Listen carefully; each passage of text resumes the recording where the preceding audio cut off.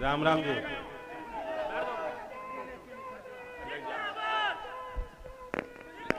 राम राम जी।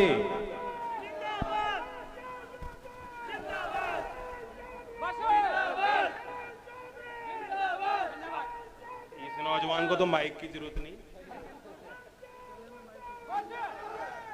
फिर मोटर फिर चालू मत करो अपना। बहुत समय से इंतजार कर रहे हो, हमसे देर हुई, माफी चाहता हूँ।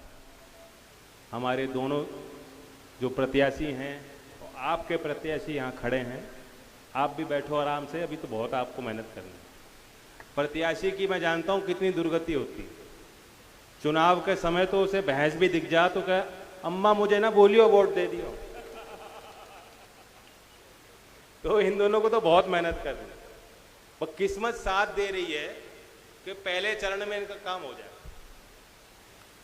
और दूसरी बात यह है कि किस्मत वाले यूं हैं, बिजनौर के लोगों को तो कुश्ती का दंगल के आयोजन में विशेष शौक है। कुश्ती का है कि नहीं? और जो आखिरी कुश्ती का समय हो तो सबसे बड़ी कुश्ती, और दो ही पहलवान लड़ने वाले हैं। तो पश्चिम में तो दो ही पहलवान थे ना लड़ने वाले, कोई तीसरा तो नहीं था। और जो दोनों पहलवान ने पहले ही हाथ मिला दिया कि लड़ना ही नहीं,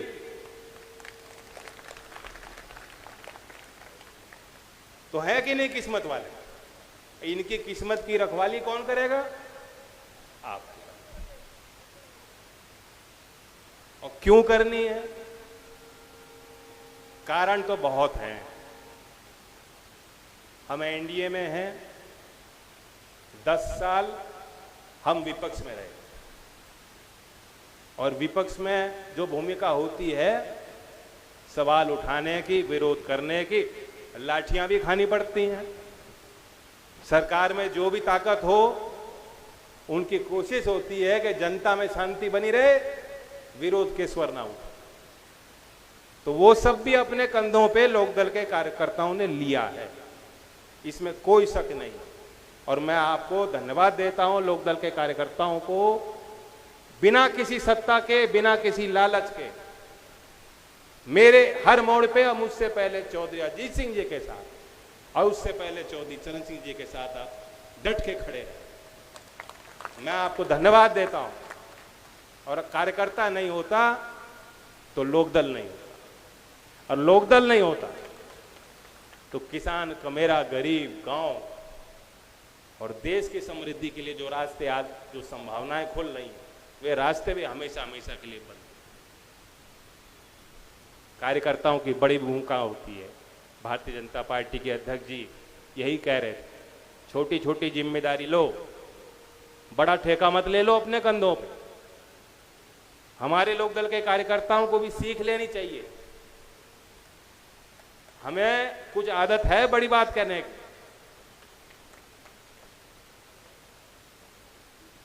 ठीक है, हुआ भी बना रहना चाहिए, थोड़ा बहुत डर भी अच्छा है, लेकिन अब काम का समय है।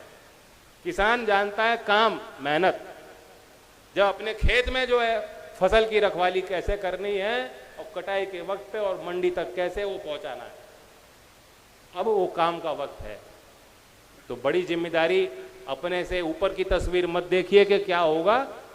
जो अपने घर की बात है, परिवार की, मोहल्ले की, समाज की, क्षेत्र की, उतनी उतनी सब लोग कर लेंगे और निभा लेंगे, तो अपने आप जो तस्वीर हम बनाना चाहते हैं, बिजनौर की हो, नगीना की हो, और पार्लियामेंट की, जहां 400 पार का लक्ष्य हमने दिया है, वो तस्वीर बन जाएगी कि नहीं बन जाएगी? अनिल जी मंत्री बने हैं, मुख्यमंत्री जी के विश्वास से बने हैं, और आपके कहने पे बने हैं। और इन्होंने नारा दिया, अब की बार मैं सोच रहा था गन्ने की बात कर रहे हैं, सीट की बात कर रहे हैं। और जो आप दिल्ली के रास्ते बना दोगे चंदन के लिए, तो 400 पार का रास्ता भी बन जाएगा गन्ने का। हम लोग जहां भी हैं, जैसे भी हैं, जितने लायक हैं, जो चौधरी चरण सिंह जी को मानते हैं, हमारा यही एक सूत्रीय कार्यक्रम है, किसानों के लिए कैसे किसानों का भला हुआ। और मुझे बहुत खुशी है, मैं जानता हूं कि आप बहुत ज्यादा प्रफुल्लित हुए होंगे, खुश हुए होंगे।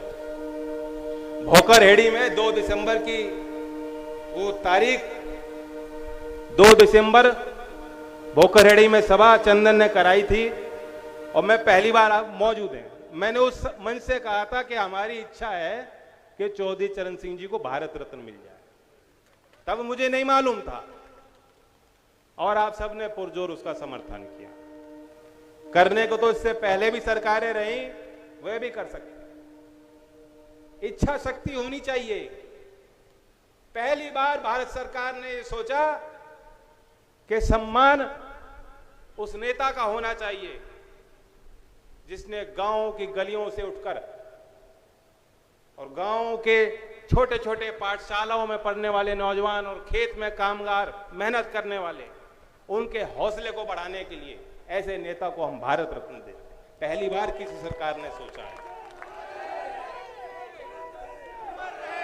और ये छोटा निर्णय नहीं है, कोई छोटी बात नहीं। सिर्फ ये नहीं कि आज हो गई कल को भूल जाएंगे लोग, नहीं। संस्थागत तरीके से चौधरी चरण सिंह जी को, विचारधारा को, उनको अगर जिंदा रखना चाहते हो, और जब तक चौधरी चरण सिंह जी अमर रहेगा नारा गांव के लोग लेंगे, नौजवान लेगा। सरकार किसी की हो, उस पे किसान का और गांव का एक दबाव, नैतिक दबाव बना रहा है।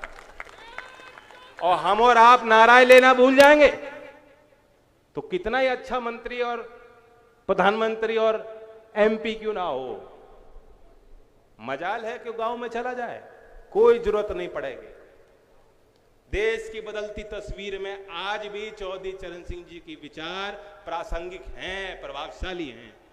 और मैं जानता हूं कि आप सब चाहते हो कि आज के इस युग में, आज की जो समस्या है बेरोजगारी की, भारतीय अर्थव्यवस्था की, देश के तरक्की के जो नए रास्ते, नए आयाम हमें खोलने हैं, कैसे हम वहां तक पहुंचेंगे, इन सवालों के लिए भी शोध हो तो चौधरी चरण सिंह जी की जो लिखी गई किताबें हैं, जो उनकी स्पीच थे, नीतिगत उनके निर्णय थे।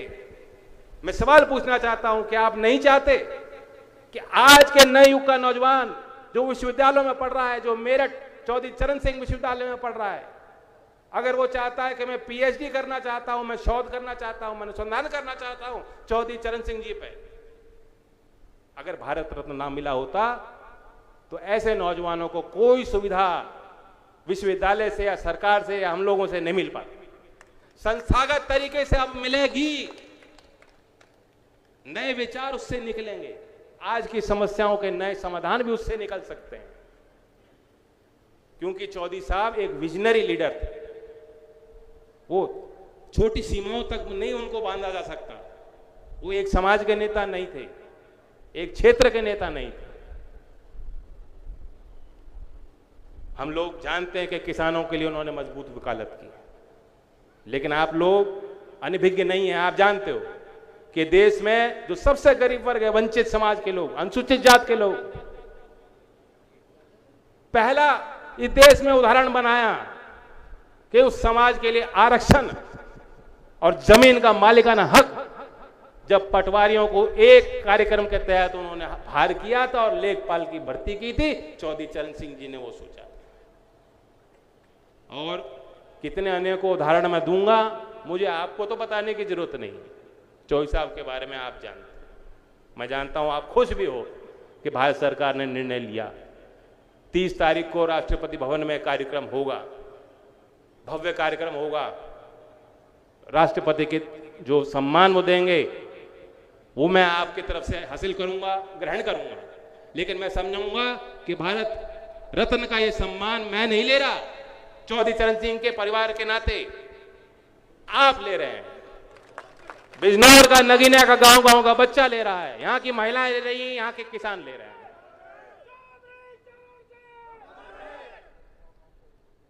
10 साल में हम लोग विपक्ष में थे, लेकिन ऐसा नहीं है, हम लोग भी देखते थे सरकार ने अच्छे काम बहुत किए। एक तो गतिशीलता लाए हैं सरकार के कामकाज में, सीधा लोगों के खातों में जो योजनाओं का निर्माण है वहां से लेकर क्रियान्वयन तक सीधा खातों में जब पैसा निधि पहुंच रही है तो सीधा प्रवाह है, कोई बिचौलिए की जरूरत नहीं। चौधरी चरण सिंह जी की सबसे बड़ी चिंता होती थी भ्रष्टाचार। अभी चुनावी माहौल में हम देख रहे हैं विपक्षी पार्टियां हर 2 घंटे में टिकट बदल रही हैं ना टिकट। बल्कि बिजनौर की तो खूब किस्मत है, बिजनौर के लोग पता नहीं कहां कहां जाकर चुनाव लड़ रहे हैं। चौधरी चरण सिंह जी भी टिकट कभी कभी बदल देते थे। अब क्यों बदलते थे? उनके कान में आके कोई वर्कर कहता था ये शराब पीता है साहब, ये बहुत बदचलन आदमी, अच्छा आदमी नहीं है, नैतिकता पे सवाल उठा देता था। चौधरी साहब ने कहा अच्छा, और ऐसी सभाओं में जाके कह देते थे मुझसे गलती होगी। आज ऐसा कोई उदाहरण, ऐसी कोई मिसाल आपके आज के राजनीति में शायद नहीं मिले। तो ये साबित करता है कि चौधरी चरण सिंह जी के मन में, हृदय में सबसे बड़ी चिंता थी कि सरकारी योजना का लाभ जमीन तक, धरातल तक पहुंचे, भ्रष्टाचार से लोगों को, आम लोगों को मुक्ति मिले। तो कैसे होगा जब आपके हाथ में मोबाइल फोन है, मोबाइल फोन से बैंक का खाता लिंक है, भारत सरकार की योजना दे रही है, घोषणा कर रही है कि हम वहां से रुपए देंगे और सीधा आपको मिल रहा है। मातृशक्ति बैठी है, NFHS national family health survey जो पिछला राउंड हुआ, 5वां राउंड 2019-20 का आंकड़ा, वो ये दिखाता है कि अब 54% महिलाएं खुद मोबाइल फोन चलाती हैं। पहले बहुत कम आंकड़ा था। बैंक खाते 2005-6 में सिर्फ 15% महिलाओं के खुद के बैंक खाते थे जिनका संचालन महिलाओं के हाथ में था। ये 10 साल में 15-16 में आंकड़ा पहुंच गया 53%। और 19 से 21 के इस सर्वेक्षण ने बताया आज 78% से ज्यादा महिलाएं अपने बैंक के खाते को चला रही हैं। तो जहां महिलाओं को समाज में आगे रखा जाएगा, सरकारी योजनाओं में लाभ उन तक पहुंचाया जाएगा, तो धरातल पर वो योजना पहुंचेगी। जो महिला फैसला लेती हैं अच्छा ही लेती हैं। भाइयों हाथ खड़ा करके बता दो, लेती है कि नहीं लेती? यहां तो मानने में कोई गुरेज नहीं, यहां तो महिला लाए नहीं आप घर के, यहां तो मान लो। और बिजनौर हो नगीना, हमारे प्रत्याशी जीतेंगे तो मात्र शक्ति के निर्णय से जीतेंगे, सिर्फ आपके कहने से नहीं जीत होगी। तो घर की महिलाओं को, हमारी बेटियों को, जिनकी वोट बनी है, नौजवानों को, चंदन की तो खास उम्र की बात हो रही थी, 35 साल उम्र है, 35 साल की उम्र है और अच्छा सोना लगता है। अध्यक्ष जी कह रहे थे, कोई कौन कह रहा था, ओमपाल जी कह रहे थे कि चंदन है माथे पे लगाते, और चंदन ठंडक भी देता है, ये गर्म नहीं होता, बहुत ठंडा, ठंडे स्वभाव का, अच्छे स्वभाव, सरल स्वभाव का व्यक्ति। जब ये मीरापुर से चुनाव लड़ रहा था तो मैंने इसके गाल खींच के बोला कि देखो कितना मासूम है, बोला था। संजय जी भी बहुत सीधे आदमी थे, सीधे थे कि नहीं थे? जो काम होता था कहते थे, जो नहीं था बस में कह देते थे। उस चक्कर में कभी कभी बुराई मिल जाती है। आज के लाग लपेट के जमाने में कोई सुनना नहीं चाहता कि मेरा काम ना हो। तो इसलिए संजय को भी सीखने को मिलेगा आपसे। ओमपाल जी हमारे नेता हैं, हमारे प्रत्याशी हैं, दोनों के लिए ओमपाल जी का सिंबल है, बताओ क्या है, और चंदन का सिंबल आपका नल। ओम कुमार जी नगीना से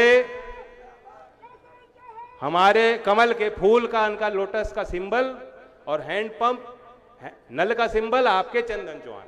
और सबे पता है कि कमल का फूल वहां खिलता है जहां जल हो, जल की आवश्यकता फूल के खिलने को है। तो दोनों का ये मिश्रण, दोनों का मेल, और मुझ पे विश्वास कीजिए, क्या हम लोग जब सरकार में हैं, अनिल जी आपके मंत्री, बिजनौर के लोगों का विशेष अधिकार लोकदल के लोगों का इन पे बना है, और इनके माध्यम से एनडीए में शामिल होकर हम लोग साथ मिलकर कुछ फैसले लेंगे जिसका सीधा लाभ हमारे किसान को, महिलाओं को और नौजवानों को मिल सकेगा, और बिजनौर जनपद और नगीना के पार्लियामेंट क्षेत्र को मिल पाए। इसके लिए हम सब लोग मिलकर प्रयास करेंगे। धन्यवाद। जय हिंद, जय भारत।